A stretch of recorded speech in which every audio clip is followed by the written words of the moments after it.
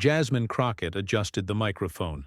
Her voice, smooth but resolute, broke through the bureaucratic hum. She was mid-sentence, laying out constitutional precedent with the calm of a lawyer who'd been here before. But before she could finish, the clause, "Excuse me, Congresswoman," it was Ted Cruz. Loud, uninvited, sharp. She paused, eyes narrowing slightly. One heartbeat, two. He smirked. Let's not misrepresent the law here. It wasn't a clarification, it was a warning shot. She opened her mouth to continue, but again, he cut in, louder, leaning forward now. If you'd allow me to correct your assertion, second interruption. A few heads turned. Crockett glanced down, recomposed. Calm. Unmoved. She started again, this time firmer. She wasn't just testifying, she was building something. Each sentence a stone. That's when Cruz did it a third time, and then a fourth. No, see, that's simply not accurate. He waved a dismissive hand, eyes scanning for cameras. By the fifth interruption, murmurs were audible. A few aides exchanged looks. Senator Padilla leaned back in his chair, arms crossed. Then came the sixth. Ms. Crockett, are you even aware of how the Constitution defines? The tone wasn't just disrespectful. It was paternal, performative. The kind of tone centuries of women, especially black women, have heard in courtrooms, classrooms, and committee rooms. This time, she didn't immediately respond. She blinked once, her jaw flexed slightly, and then silence. Because she knew exactly what was coming. The cameras were rolling. The tension was peaking. And the seventh interruption, the one Ted Cruz would regret more than all the rest, was just seconds away. The first got attention. The sixth drew outrage. But the seventh, what Jasmine did next, wasn't just a comeback. It was a cultural reset. To understand the gravity of that moment, that seventh interruption, you have to understand where it happened and why it mattered. This wasn't just some routine back and forth in a sleepy committee meeting. It was a nationally televised showdown inside the U.S. Senate, during a hearing on civil rights enforcement and the future of federal oversight. On paper, it was about laws. In reality, it was about legacies. This was Washington's most sacred stage, the kind where reputations are made and movements take shape. Every word, every pause, every eyebrow raise recorded, replayed, mimed, and magnified. And on that day, the stakes weren't just legal. They were cultural, existential, historic. On one side sat Ted Cruz, senior senator, master of the theatrical cross-examination, a man whose interruptions weren't mistakes, they were strategies. He wasn't new to this game.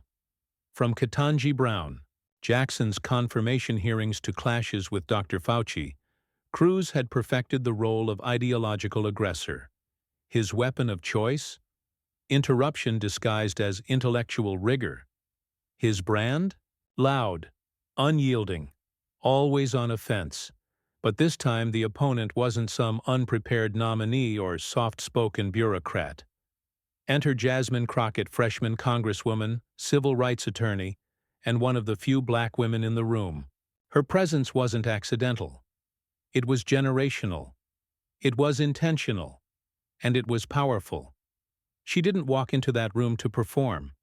She walked in to testify not just for herself, but for every voice that's been talked over, dismissed, or patronized in American politics. She knew exactly what kind of opponent she was facing. She'd seen the tapes. She'd heard the smirks. She understood the choreography. The man interrupts. The woman smiles through it. America moves on, but not today. This wasn't just a clash of ideologies. It was a battle over space, over tone, over whose voice is allowed to lead.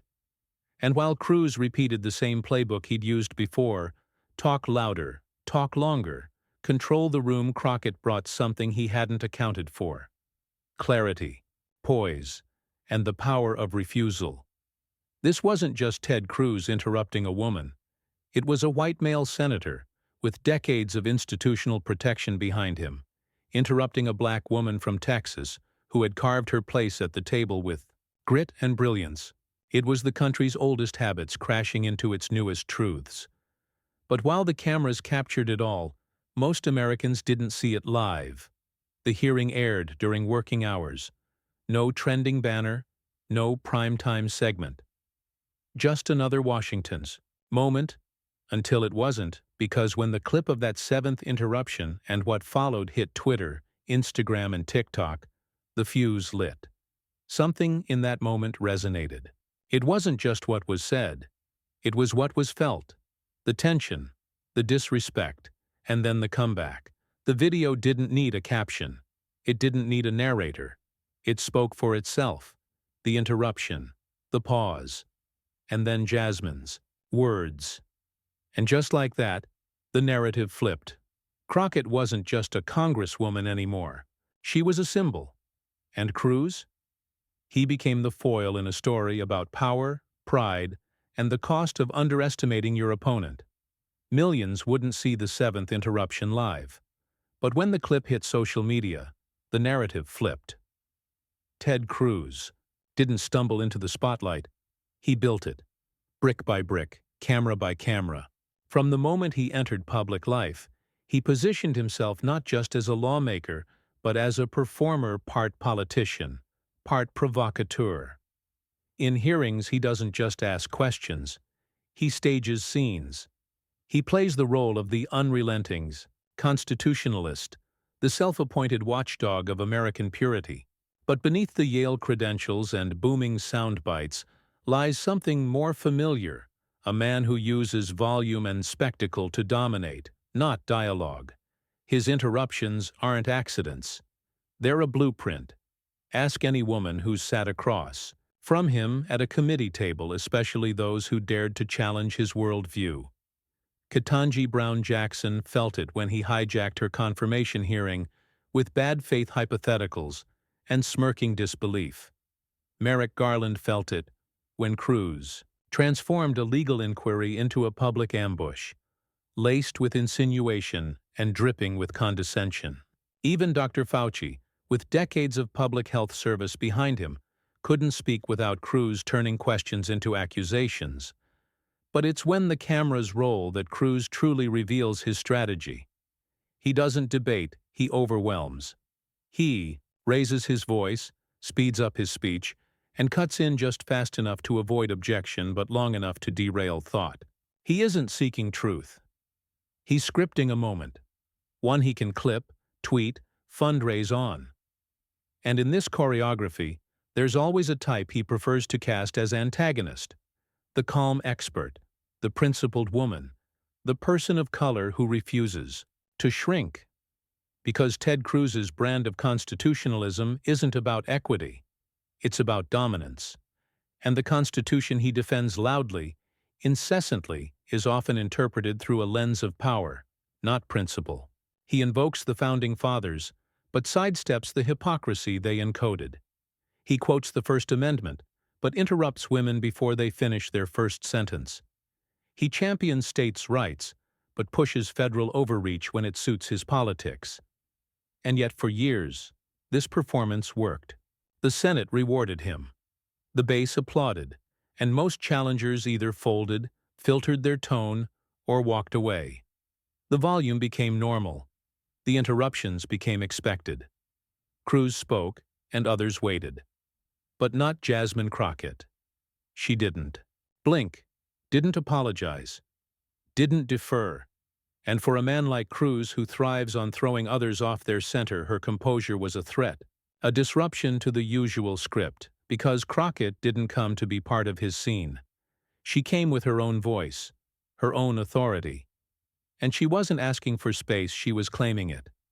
What Cruz didn't expect was resistance without rage, defiance without noise, a challenger who wouldn't mirror his aggression, but would absorb it and then redirect it with precision. And that's what made the tension so electric. The louder Cruz became, the quieter Crockett responded. The more he leaned in, the more she stood still. He raised his voice. She raised the bar. This wasn't how it was supposed to go. The smirk started to slip. The rhythm faltered, because for the first time in a long time, Ted Cruz wasn't the most commanding presence in the room. He was the most transparent.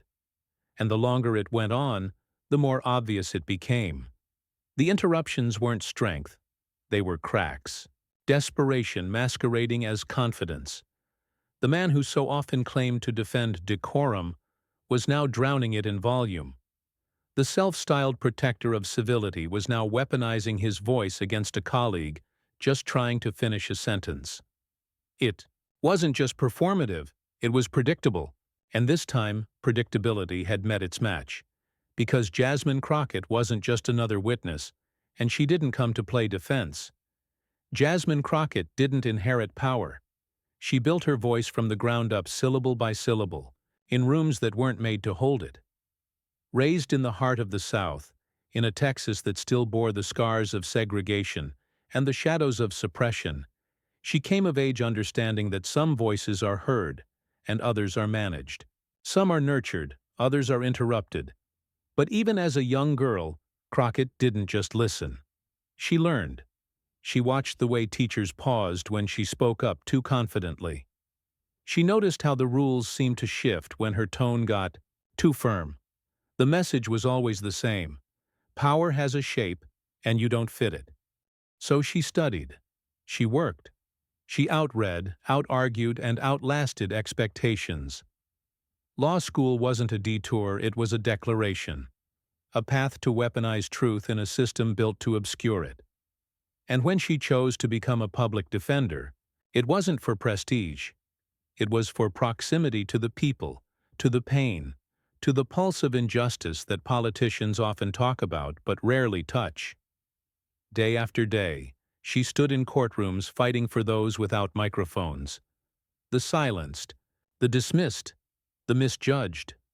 She didn't just know the Constitution. She knew what it felt like to be failed by it. And that's where her edge sharpened. Not in theory, but in struggle. When she ran for office, they told her to wait her turn. She didn't. When she won, they said she'd be a backbencher. She wasn't. From her first days in Congress, Jasmine Crockett carried a presence that couldn't be boxed in. She wasn't loud for show. She was sharp for purpose. In hearing after hearing, she didn't just speak. She surgically dismantled double standards. When a colleague tried to minimize police brutality, she laid down legal precedent without flinching.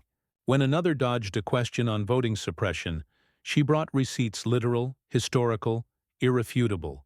Clips of her spread across the internet like lightning. TikToks, YouTube Shorts, Instagram Reels, all showing the same thing. A black woman in power, unshaken, unwilling to be shrunk. But Crockett's real strength wasn't in the viral moments. It was in the silence before she spoke. The deep breath before the truth. The calm she carried into rooms designed to rattle her. Because she knew what interruption felt like. She knew what it meant to be silenced not by accident, but by design.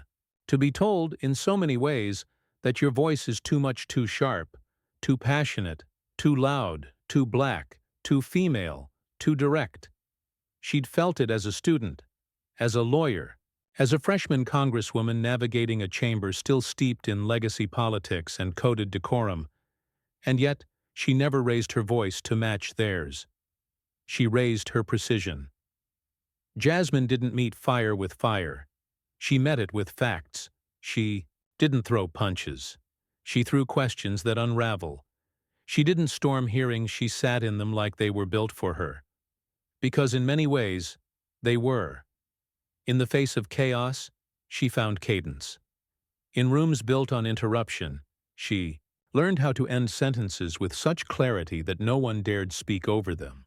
And when they did, it only highlighted her control. That's why the Senate hearing with Ted Cruz wasn't just another headline moment. It was a culmination. She wasn't there to make a scene. She was there to make a point. And she understood exactly who Cruz was, how he moved, and what he relied on: disruption, spectacle, superiority. But Crockett didn't flinch. She didn't fumble, because this wasn't her first courtroom. It was just another stage, and she'd already mastered the art of composure in hostile terrain. So when Cruz interrupted her once, she absorbed it. Twice, she recalibrated. By the third and fourth, she knew what he was doing. By the fifth, she was already ahead of him, because Jasmine Crockett doesn't just respond. She reads, she listens, she plans. And so when Ted Cruz spoke over her for the sixth time, she didn't just respond, she strategized. The hearing had already slipped from formal to volatile. What began as routine questioning was now teetering on the edge of spectacle. Ted Cruz had locked in not to seek truth, but to dominate the air. The microphones didn't amplify discourse. They amplified performance. "Congresswoman, I'd ask you not to mischaracterize federal authority." Cruz's tone dripped with mock patience. He didn't wait for her to finish her sentence before correcting what hadn't yet been said. Crockett glanced down at her notes. Not a twitch, not a flicker, just silence, the kind that unnerves men who mistake it for surrender. She continued, even, controlled. But Cruz leaned in, elbows forward now. "Oh, come on.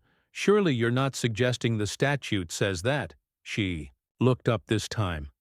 One beat, a half smile. "I'm not suggesting it. I'm citing it." A few gasps. Someone stifled a laugh. But Cruz didn't break rhythm. He waved a hand. "Well, Congresswoman, I've actually read the statute." "So have I. In fact, I used it in court." "Successfully." Laughter. Gasps. A brief silence. Then another interruption. It wasn't a debate.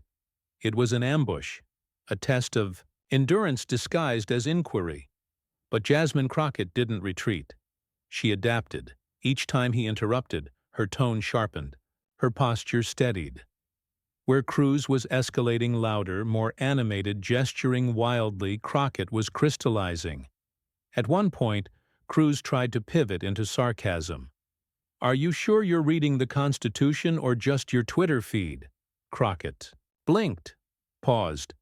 "Senator, if I needed confirmation bias, I'd quote you." Gasps again. Audible now. The temperature in the room had shifted. This wasn't just pushback, this was control. But Cruz pressed harder.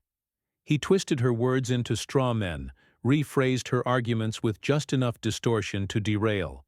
"So, what you're saying is the federal government should decide everything for the states." "No," she replied. "What I'm saying is that justice shouldn't depend on a zip code." A staffer coughed to hide a laugh. The chairman glanced up, unsure if he should intervene. Cruz, sensing the shift, doubled down. "You're dancing around the law, Congresswoman." "I'm interpreting it." Which is what happens when you read it with intent, not impulse. The audience wasn't just watching now. They were waiting. For the next jab. The next reply. The next unraveling. And Cruz could feel it. That control he once wielded, the ability to rattle, to unseat. It wasn't working here. He was throwing everything. But nothing stuck. Still, he tried again. "You know, it's interesting how you frame constitutional authority as subjective." "It's interesting," Crockett cut in, "how you frame constitutional authority as yours." This wasn't just a defense. It was an exposure. Of habits, of patterns, of a man who had always counted on volume over substance. Cruz was getting louder, but Crockett was getting clearer. He leaned in one last time, eyebrows raised, voice just shy of condescending. "Let me interrupt you just once more." She didn't move, because now everyone in the room could feel it. The weight of repetition, the arrogance of presumption, the inevitability of what was coming next. And then came interruption number 7, the one that would backfire spectacularly. The words came out fast, but deliberate. "Do you even understand the Constitution?" Ted Cruz said it like a punchline, smug, smooth, calibrated for the cameras. He wasn't asking. He was declaring dominance, as if the question itself was rhetorical, as if her presence in that chair was a technicality, not an earned authority. A hush fell across the chamber. The kind of hush that doesn't signal calm, it signals impact. People shifted in their seats. Aides stopped typing. The room, for a moment, froze in breathless anticipation. Jasmine Crockett didn't respond right away. She didn't flinch, didn't fumble. She sat still, perfectly still. The kind of stillness that rattles men like Cruz. The kind of stillness that says, "I see exactly what you're doing, and I'm about to end it." She raised her eyes, slow and deliberate, locking onto Cruz with the steady gaze of someone who had spent years being talked over and longer learning how to talk back, not with noise, but with fire-wrapped logic. Then came the breath. That singular moment of air before ignition. "Senator Cruz," she began, voice calm, almost too calm. "I was taught the Constitution not from a podium, but from the consequences." Cruz blinked. Slightly. It was subtle, but it was there. "In the communities I serve, the Constitution isn't some abstract parchment. It's the difference between voting and being purged, between protection and profiling, between being heard and being hunted." She leaned forward slightly, her tone sharp but measured. "So yes, I understand the Constitution. I understand it in courtrooms where I fought to uphold due process, while men like you used it as a prop. I understand it when I stand beside families who've had their Fourth Amendment rights trampled because of the color of their skin. I understand it when I look into the eyes of teenagers being tried as adults, their voices silenced long before they had a chance to speak." She didn't raise her voice. She didn't have to. The stillness in her tone carried more weight than Cruz's entire performance. "You ask me if I understand the Constitution," she continued, while interrupting me mid-sentence for the 7th time. "But let's talk about what you understand." Now she turned the table slowly, surgically. "You quote the Constitution as if it's yours. You interrupt women as if it's instinct. And you treat this chamber as your stage, as if our lives are lines in your monologue." Cruz shifted in his seat. "You speak of freedom, but vote against restoring voting rights. You demand decorum, but mock survivors. You defend the founders, but ignore the foundations." She opened a folder, pulled a single document, and placed it on the desk. "This," she said, "is the 1965 Voting Rights Act. Gutted, diluted, attacked, while you sat silent." She paused again. The room was silent with her now. "You call that constitutional?" The silence that followed wasn't just quiet. It was stunned. A senator from across the aisle raised an eyebrow. A staffer let out a barely audible, "Damn." Even the stenographer hesitated, unsure if they were supposed to capture the silence between the syllables. Crockett leaned back just enough to reclaim her space, but her words hadn't finished. "And let me be clear," she said. "This isn't about me.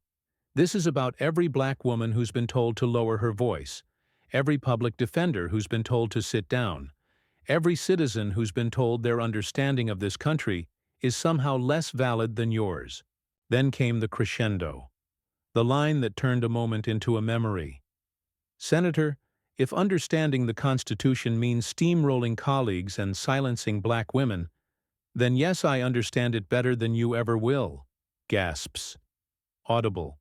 Now. A beat passed before anyone even breathed.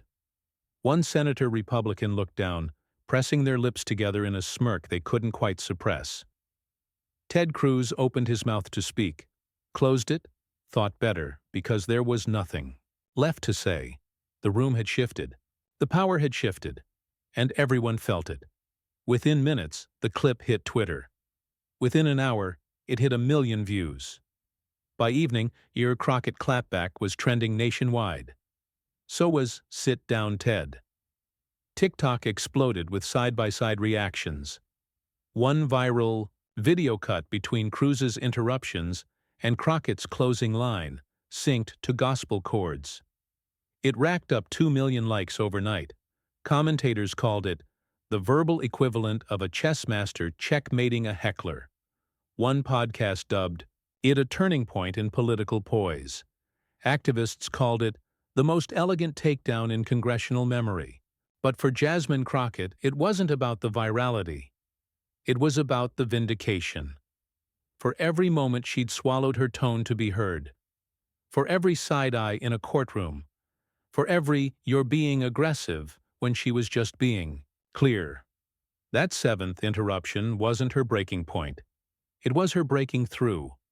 But the ripple effect was just beginning. The hearing adjourned with the sound of shuffled papers and tight-lipped senators pretending not to have witnessed what just happened. Ted Cruz made a beeline for the hallway, no longer in control of the narrative. But the real story was already in motion online, viral, and unstoppable. Within hours, Jasmine Crockett's monologue became more than a political moment. It became a cultural event. The clip spread like wildfire, first through political Twitter, then into timelines that rarely touched Capitol Hill content. Someone added subtitles in bright yellow the moment Jasmine Crockett reclaimed the room. Another layered her final line over Kendrick Lamar's "All right." By noon, Crockett clapback was trending globally. Kerry Washington tweeted, "Composure, brilliance, courage." Jasmine Crockett just gave a masterclass in dignity under fire. Mark Ruffalo followed. This is what leadership looks like. Clear, calm, uncompromising. Ava DuVernay quote-tweeted the clip with one word: iconic. Even Beyoncé's fan account with over 3 million followers posted the video with the caption, "Jasmine, you didn't just shut him down, you lifted us up." But the support didn't stop with celebrities. Teachers showed the video in civics classes. Activists printed her quote on protest signs. "Then yes, I understand it better than you ever will." It appeared on murals in Oakland, stickers in D.C., T-shirts in Atlanta. TikTok lit up. Side-by-side reaction videos. Law students breaking down her legal references. Black mothers filming their daughters watching the clip in awe. One video showed a 10-year-old girl mouthing the words with a fist in the air. Caption: "This is who she gets to look up to now." Cable news scrambled to keep up. CNN brought on a panel within 24 hours. The anchor called it a new generation moment in American politics. One analyst said, "This wasn't just a takedown. It was a reframing of the entire power dynamic in these hearings." Even some Republican commentators admitted it off the record.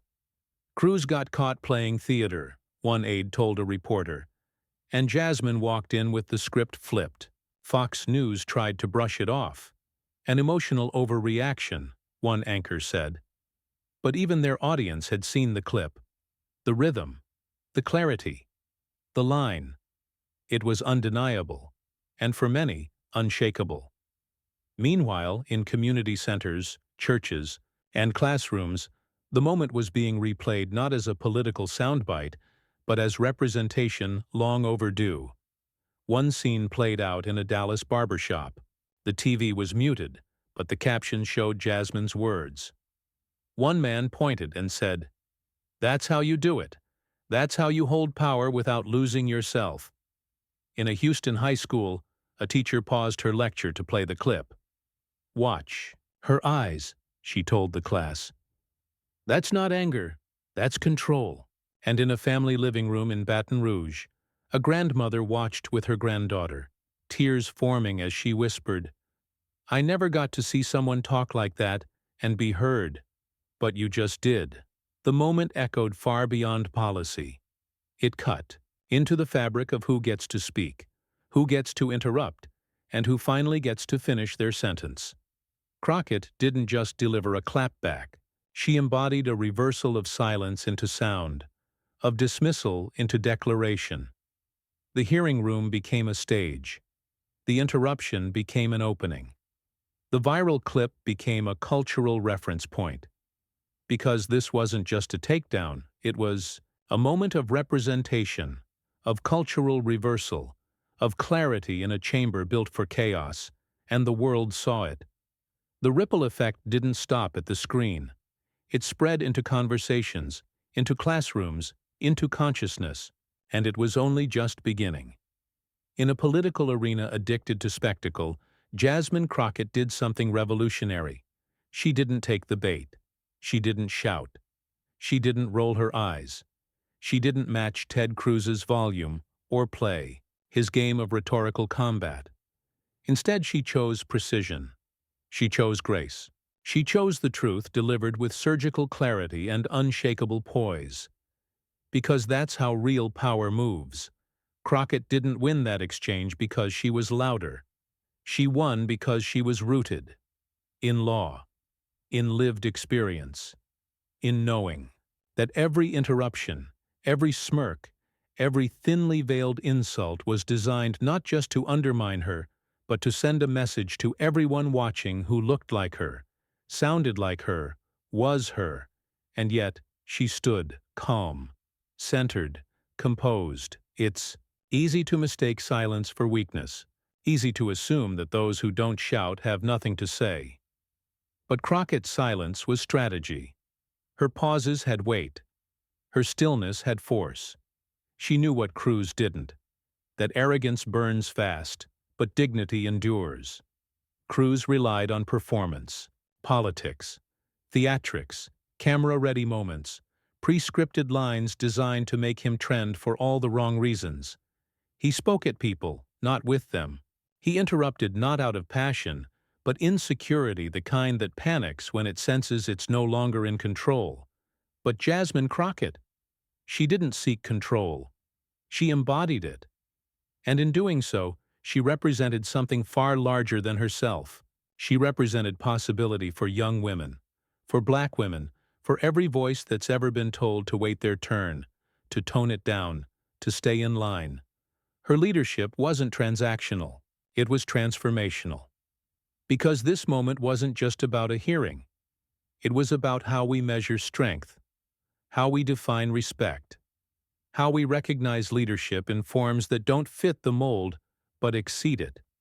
She didn't walk into that room to be a symbol, but that's what she became. Not because she asked for it, but because she earned it. And in doing so, she gave something back. Every Black girl who ever got cut off in a classroom saw something different that day. They saw what it looks like to rise above and still win. Not by shouting louder, but by standing taller. They saw that dignity isn't soft. It's unshakable, and that sometimes the most powerful thing you can do is finish your sentence. Ted Cruz interrupted her 6 times. 6 times. He tried to shake her, silence her, steer the spotlight back to himself. But it was her 7th response that changed everything. Not just because it shut him down, but because it lifted something far greater than a single exchange. It lifted a mirror to power. It lifted a voice long denied. It lifted a nation tired of arrogance and hungry for truth. Jasmine Crockett didn't just reclaim the floor. She reclaimed the frame. She reminded us that strength doesn't always roar. Sometimes it speaks in calm, unflinching clarity. That real leadership doesn't drown others out. It gives people something to rise toward. In a room designed to rattle her, she steadied the ground beneath her feet, and in doing so, she steadied something in all of us. This wasn't just about politics, it was about representation, about dignity, about refusing to be interrupted not just in hearings, but in history. So if this moment made you feel something, share it. If it reminded you of someone who's been silenced, send it to them. If it reminded you of yourself, hold on to it, because this is how we shift culture. This is how we push back. This is how we reclaim voice, power, and truth together. Subscribe, stay loud, stay rooted. And next time someone asks, if you understand the Constitution, tell them Jasmine sent you.